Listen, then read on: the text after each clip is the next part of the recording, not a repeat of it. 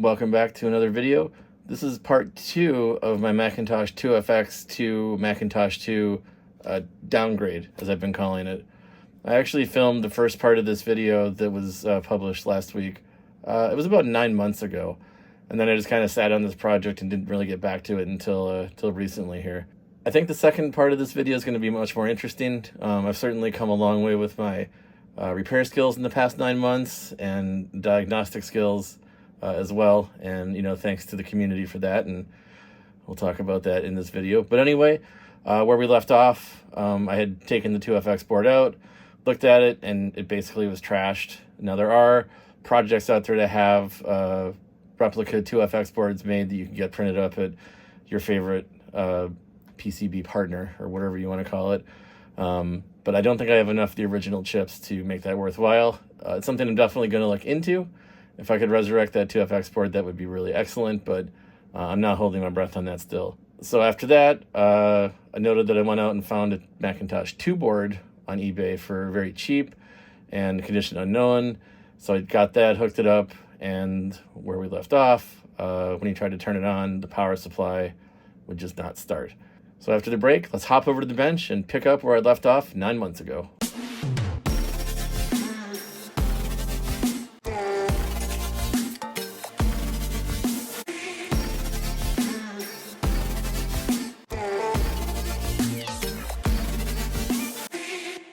Alright, so it's been several months since the last segment of the video. So, I checked online a couple times and I didn't find any capacitor kits for a Macintosh II power supply. Now the 2 and the IIfx take the same power supply.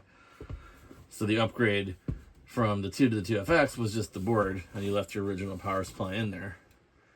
But since we're going backwards, we're going from a IIfx to a 2, it's the same thing, same power supply.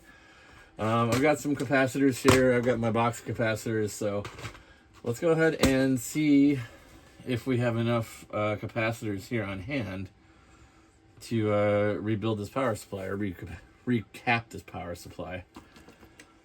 Now, I haven't looked any of this stuff up online, so I didn't, pre-order any capacitors that may or may not be the right ones, just to have a bunch on hand, so we'll see what happens.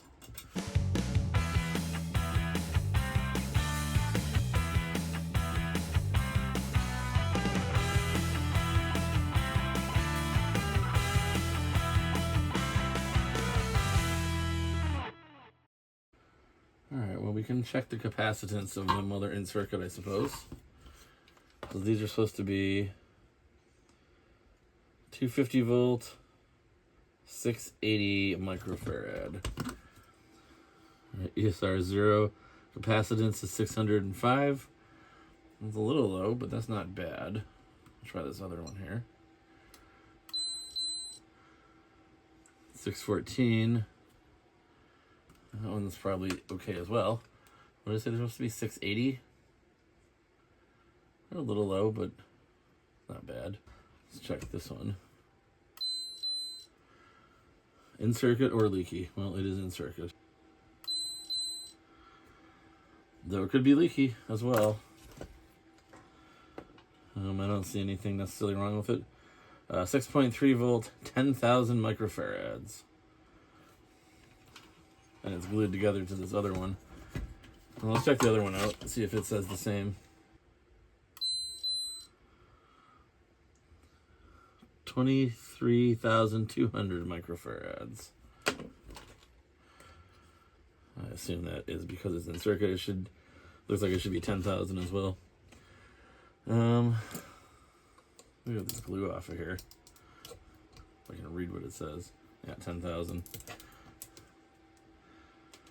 Well, let's take these two caps out, or at least one of them, and see what it says once we take it out of circuit.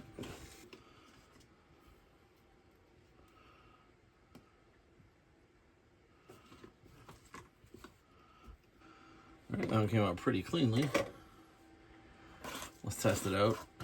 Out of circuit. So this is supposed to be 10,000 microfarads. And it's just about 12,000. Probably okay. a little, a little high, a lot high. But it's a Rubicon. They're pretty typically reliable capacitors. And this machine was made before the capacitor plague, so it's not like it necessarily needs a recap. Well, since we're here, let's take the other one out just for fun. I suspect it's going to be fine as well. This one might be a little harder to get out because it's got one of its legs on a ground plane. Oh, we got it. All right.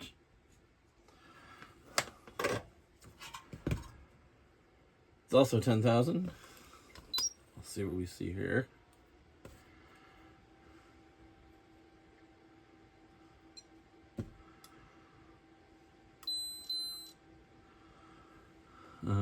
This is just shy of 12,000 as well. All right, well, I'm gonna put these two back in. So I think they're probably close enough, even though they're what, like 20% over. I don't think that's a big deal. And the board is nicely labeled which side is negative, so we can put them back in the correct way.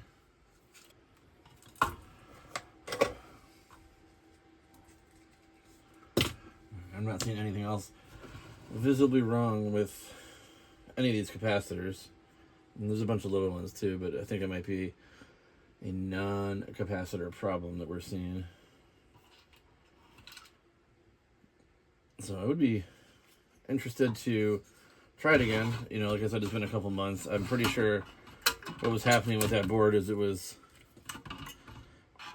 what was it, clicking on briefly, and then clicking off, and then clicking back on, and then clicking off. Something like that. I'd be curious just to try it again. Energize all these caps so that when we proceed, it makes everything that much harder to work on. Alright. So if you don't know what you're doing with high voltage, you shouldn't plug the power supply in while it's open, because there are potentially lethal voltages in here. Probably not super lethal. It's not like you're working on a CRT, but you know, if you just put your hand to brace it while you're plugging it in or something in the wrong place, you definitely don't want to do that. So let's double check my connections here to make sure I'm good. I think I am. Plug this in. I'll hit the power switch.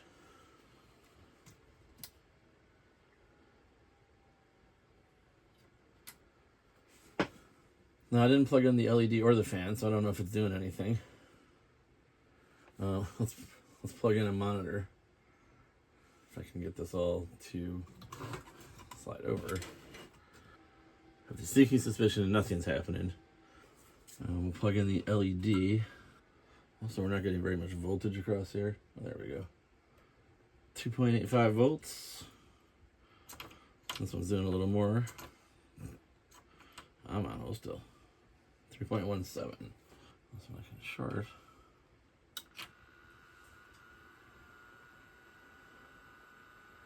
Okay, well, it's on and running. Did I really not have batteries in last time? Was that the problem? I'm not getting any video, and I didn't hear a chime. Yeah, no battery connected. Okay, well, the power supply seems to work. Did I recap this one? These don't look like my caps. I don't think I did. What do you want to bet? The capacitors are the problem. Okay, well, the power supply turns on and it runs, so either just taking it out and taking those capacitors out and reseating them fixed it, or it was never the problem. These capacitors, though, I think they need to go. They don't look super healthy. All right, so I went online, and of course, Bruce Rain's website, recapandmac.com.au, has all of the values for this board. Turns out this is a revision B board. The revision A used axial capacitors for everything. This one just has a couple of them here, and they're probably good. They probably don't need to be replaced. But it turns out that all of these surface mount caps, the SMDs, they're all the 47 microfarad, 16 volts that pretty much every Mac from this era used. So I've got obviously lots of those around. So I'm just going to speed through recapping this. I'm not going to, go through and talk about my recapping techniques. I've got lots of other videos that do that. So I'm just going to fast forward here. Enjoy the royalty-free song that I have selected from iMovie while I do this work in fast forward.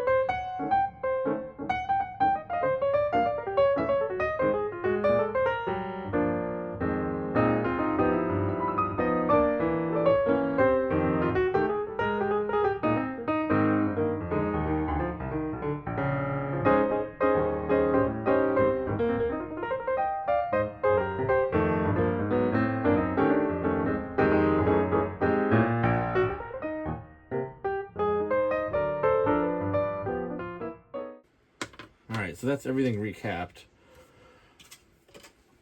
Let's double check the polarities to make sure I don't have any of them backwards. And of course we need to rehook some batteries up.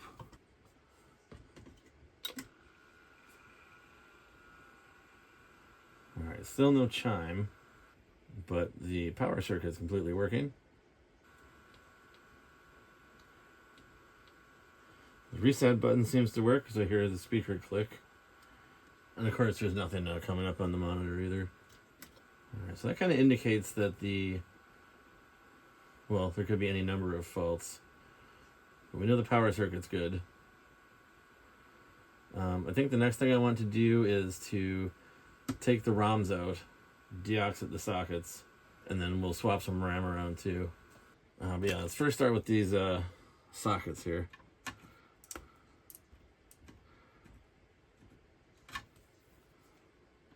I unfortunately don't have a... I do have a chip puller. I just don't know where it is. It would make this a little easier, but I can do it with this screwdriver. No, none of these are... Well, they're all labeled differently. So I could probably go back to the video and figure out where they went, but I'm going to take them out one at a time and leave them in the correct orientation so that I can put them back correctly.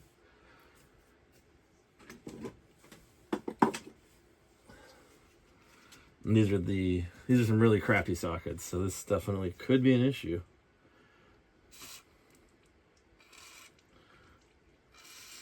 I'll try to get a bunch in there. And then we'll put the chip back. Make sure none of the legs are sticking out. We don't want to bend a leg back. All right, that's one.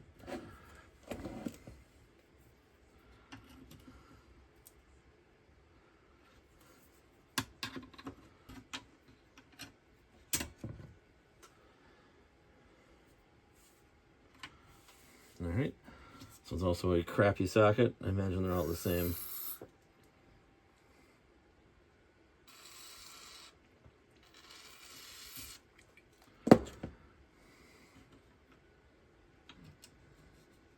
We'll line that one back up. Make sure no pins are sticking out. Good. Push that in.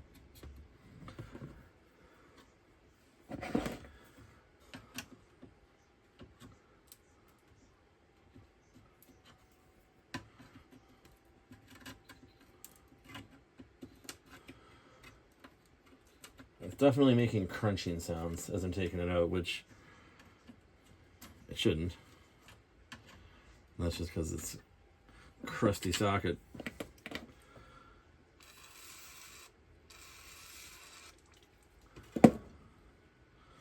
So So same thing here, line up the legs. Make sure none are sticking out. Push it in. All right, and we'll do the same here. And put that IC back in. Make sure our legs are good. Push that down. All right, let's plug this back in.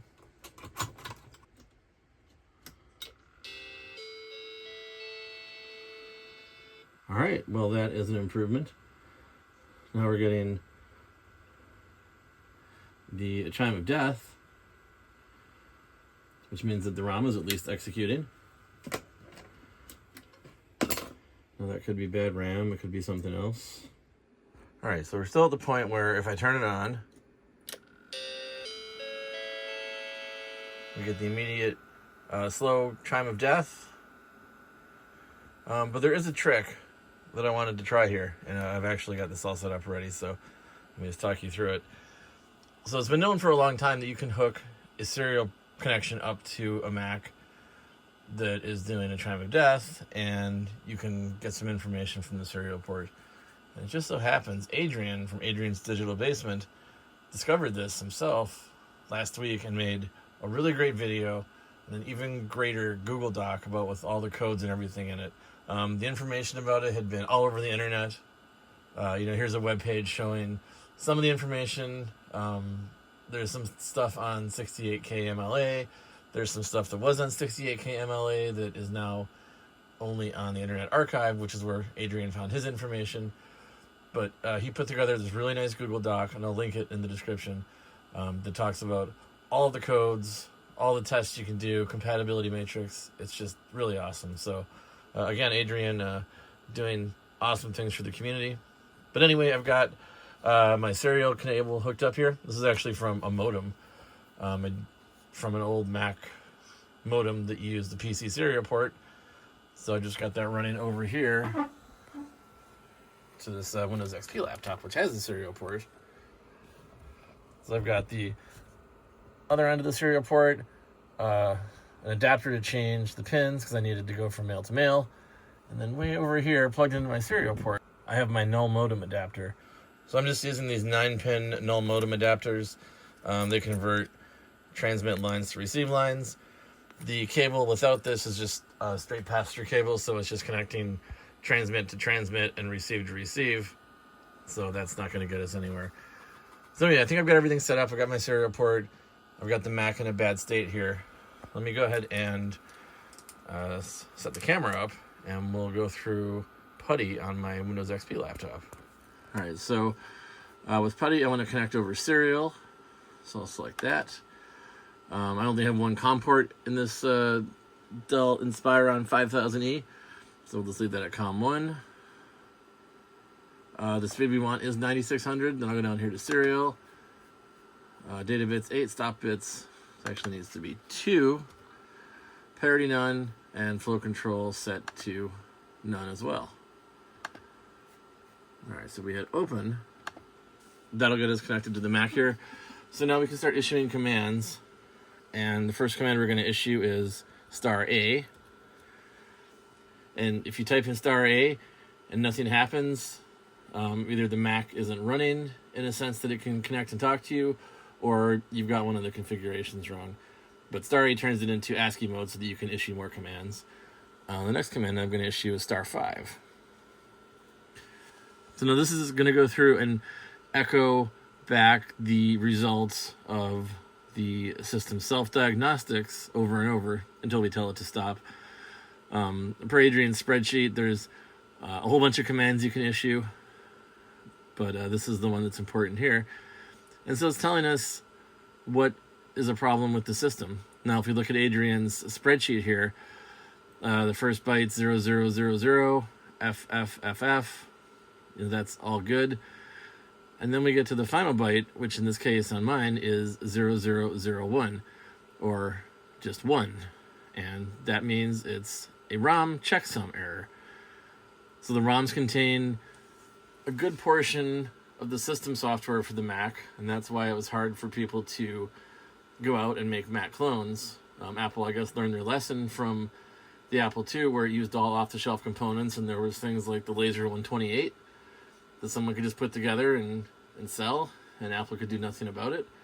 But with these ROMs, it was code that was copyrighted, and you couldn't just take these ROMs. And a few companies tried to steal the ROMs, and Apple does as Apple does and quickly sued them out of existence. So anyway, we've got the problem here. We have a ROM checksum, which means that data on one or more of our ROMs is bad.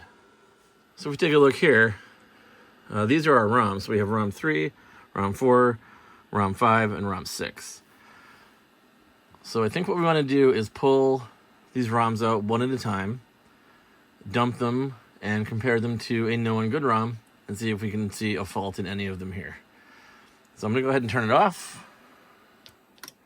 And let's pull out, well, I guess let's just start with ROM 3. I'll go up. All right, so I did end up finding my handy chip puller. I do actually have the correct tool, and I found it. So let's go ahead and get this here around ROM 3. And that comes out so much easier. It's always nice when you use the right tools. All right, well, let's head to the other room and get on the modern Windows PC and dump this ROM out and see what we see. All right, so the first thing we need to do is locate a source of the ROMs. You can get these from Macintosh Garden, Macintosh Repository. I'd show you, but their site is down right now. But basically what they have is they have a zip here of all of the various 68K and PowerPC Mac ROMs.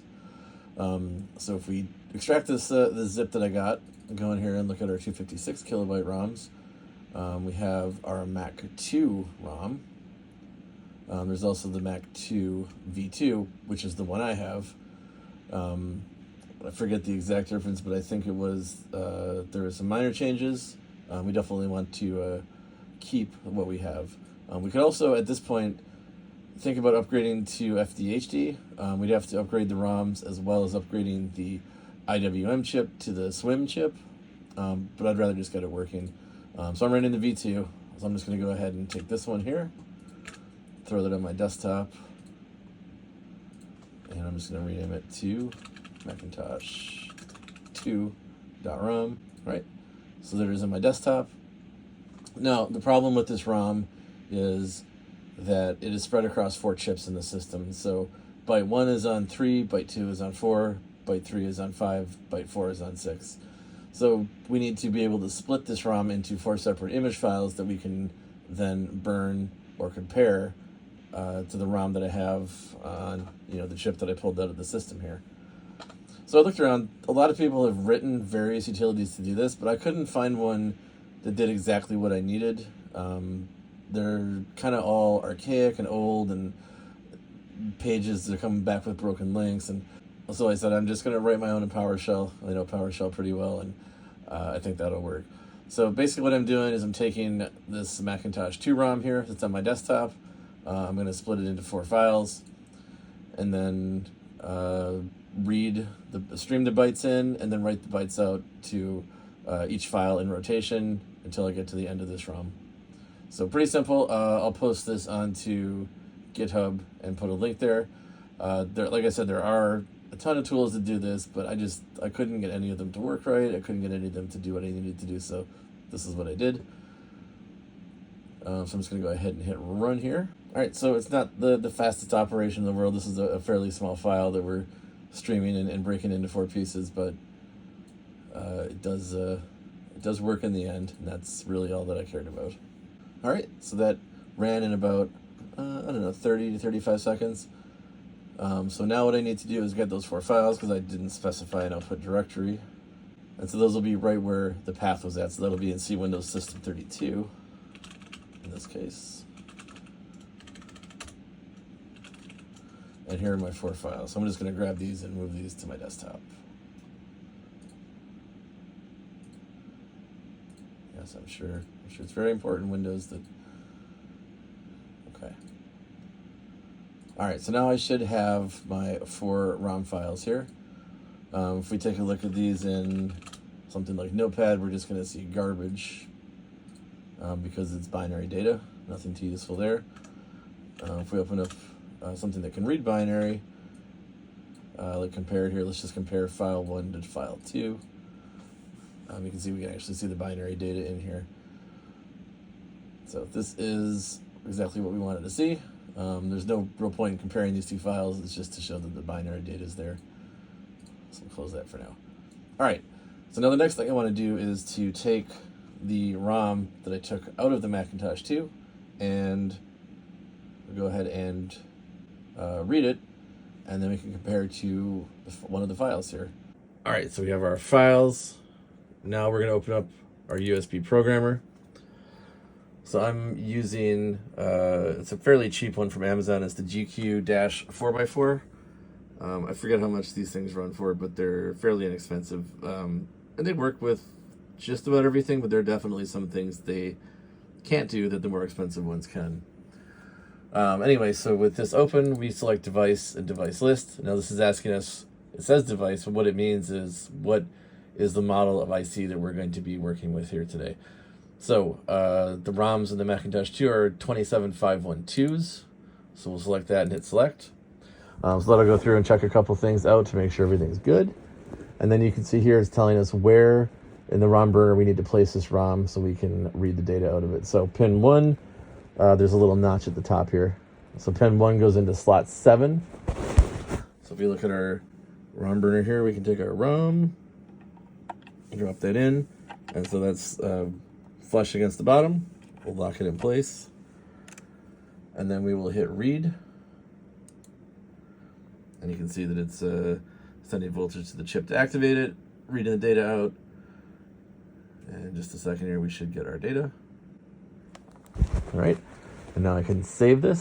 So I'm going to save it on my desktop as rom3.bin. All right, so now we have our rom3. Now if we open up our file comparison utility again, I'm using compare it. It's something I've always been used, something I've loved forever.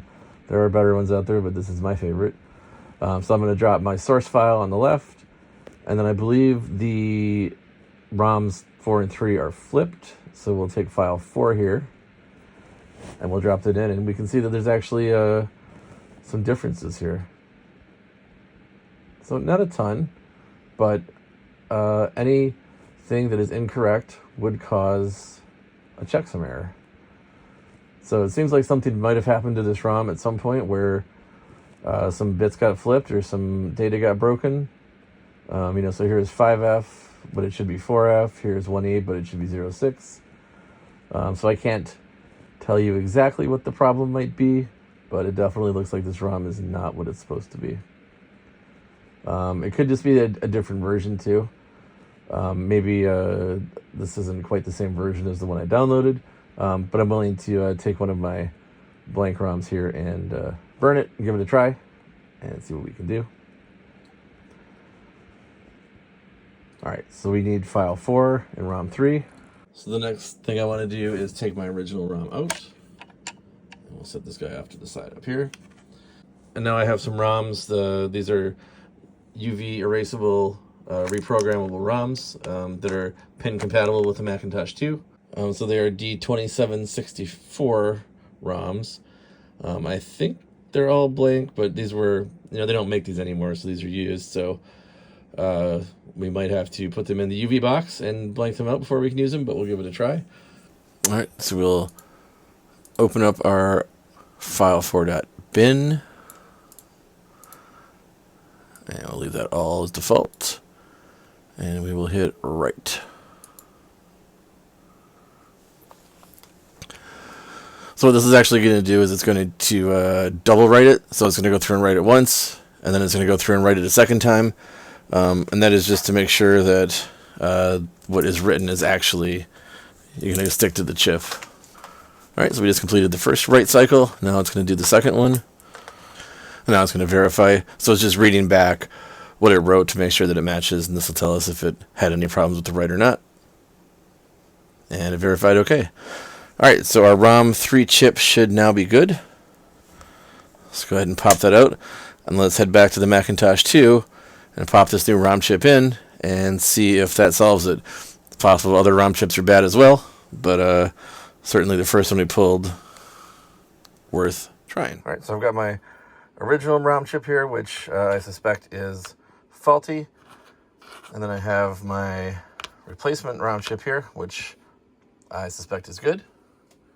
So let's go ahead and fire up this Dell here. So if we do get any more errors, we can at least track down what they are. So sign in, Putty's still connected. All right, so the machine's off. So let's go ahead and install this ROM. Hopefully it just fits in there without too much of a fuss. All right, before we push it down tight, I'm gonna make sure all the legs are in. All right, so we'll go ahead and then snap it in tight. All right, well, there's the moment of truth. Let's go ahead and hit the power button.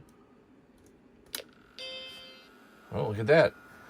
We have a good chime. And we're getting video out. Well, we were getting, oh, that's back. And maybe we'll even get a flashing question mark. Ah, we did. Wow, look at that. So it looks like the culprit was this ROM chip, and then replacing it with one from the internet seems to have done the trick. All right, and since we're not in debug mode, we can't do anything here really. All right, well, I think that's the majority of the troubleshooting done. Using the spreadsheet from Adrian there was a huge help. Well, next we just need to reassemble this thing into a case, get our hard drive installed, and I think we'll be good to go. And just for curiosity's sake, I actually went back and dumped out ROM 4 as well, and I compared that to the file that I had generated with the PowerShell script, and yeah, it dumped identically to what I had generated. So it wasn't a fluke. ROM 3 really was corrupted somehow. All right, so we're out of my garage now, and let's get this case cleaned up so we can put the board back into it. Now it's got some definite issues, but I think we can take care of most of that. And we'll take out this plastic shielding here. And then majority of our issues are down here in this area where the RF shield pretty much just crumbling away. So I think we'll probably get rid of a lot of that. I got a bunch here as well. But overall, the rest isn't in too bad a shape. So to remove the RF shield, there's a bunch of plastic nubs that had protruded through it. They put the shield in place and then they melt them down. So we'll just need to cut those off with some side cutters here. All right, that one's free too. So I think that should be it.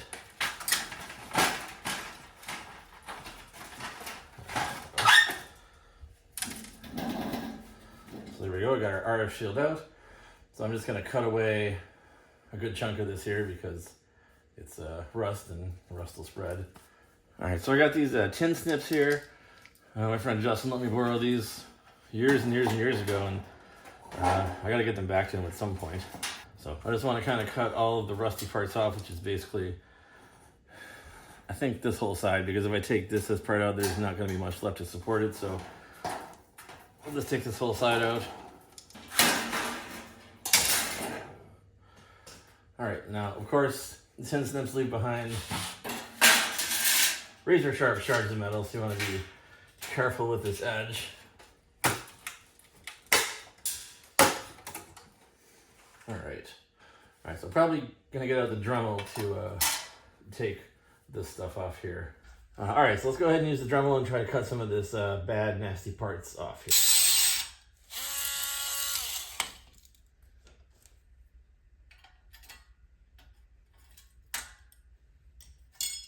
All right, so I'm just gonna try to get as much of this rust off as I can.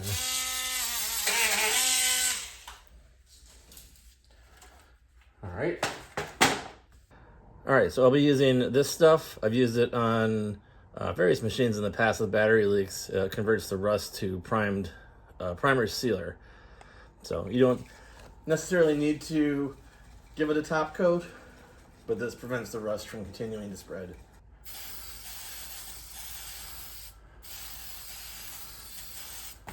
All right, so now we just allow this to dry, and we'll check back on it tomorrow. All right, so we can see the rust converter seems to have done its job pretty well. All the areas that were rusty are now black, which is exactly what we want to see. So let's go ahead and reassemble this. All right, so next on the list, we need to do something about these batteries. So we've got, obviously these jumper cords here connected to these Mac bats that I've been using, which just stick a 2032, and they work great if you still have the battery holder present on your machine. These ones obviously had batteries that were soldered in directly and didn't have battery holders, so I couldn't just drop the Mac bats in, which would have been nice, but that's okay. What I did is I went out to Amazon and just got some cheap 2032 holders. So the pins on them obviously aren't going to work quite right. So I got a bunch of these because I wasn't sure exactly what I was going to do, but I think what I want to try to do with this first one is see if I can bend these pins out so they lie flat, and then I can just hopefully get enough distance between them to either connect them to the pins or connect them to the vias that are here. Also, I think another problem we might have is having these both in here at the same time. I guess we could lay them like that. So we could also bend these pins down and then try to connect them that way. That might not actually be a bad idea either. Now, the problem is solder isn't really super structural, so if we do just have this connected with solder, it's not going to be the most stable thing there. It'd be better if they were through the vias, through the holes, so they could have a nice solid foundation to connect to. But we'll try this. All about experimentation. If you're coming from the back side, I can get everything to heat up and line up.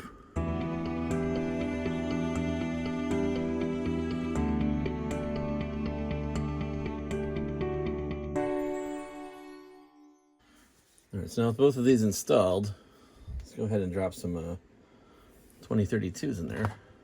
Let's plug our video card back in. We'll plug power back into the power supply. And let's give it a quick little test, see if we get this thing to start up. And we do. So great. So we got a solution here for the batteries. So I think next we're ready to take this board and drop it back into the chassis. All right, well, I guess before we put the board back in, we need to reassemble the power supply.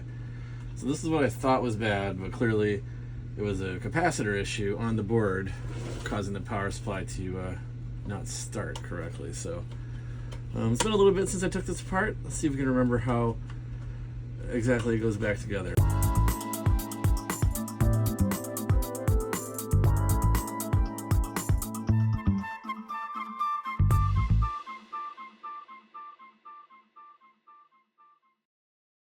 All right, so that's our power supply reassembled. All right, so here's our IIfx case. Let's pop it open.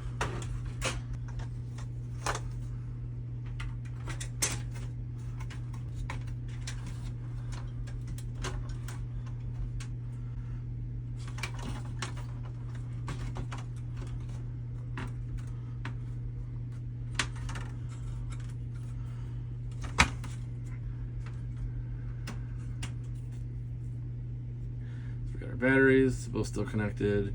We've got our bodge that we did for the battery connection, which is good. All right, let's put our power supply in here.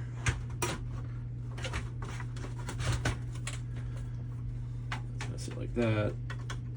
Connect into the board like this. We'll mount our speaker. So let's give it a try now. Before we do anything else, just to make sure that everything's still functional.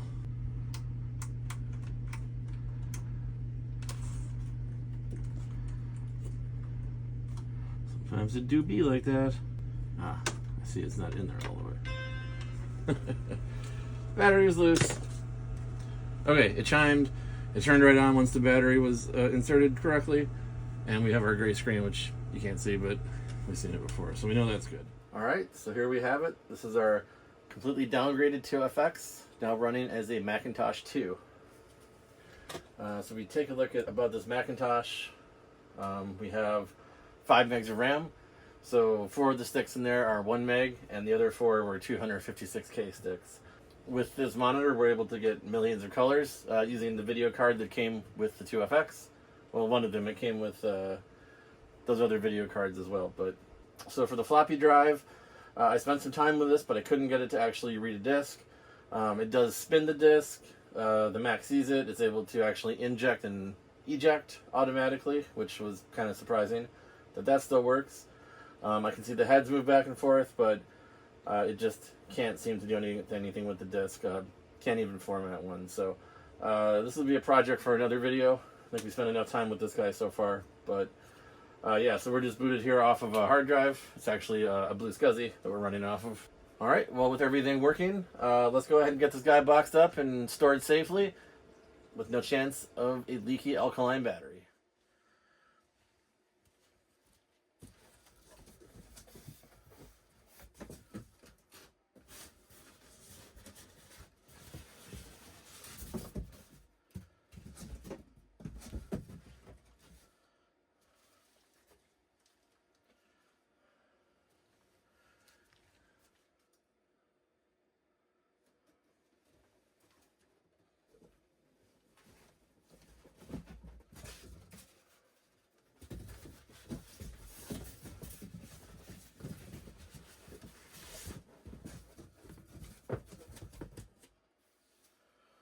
All right, well, thanks for watching the video. Hope you enjoyed, and we'll see you in the next one. Hi guys! Make sure to like and subscribe, and watch more of our videos later. Bye!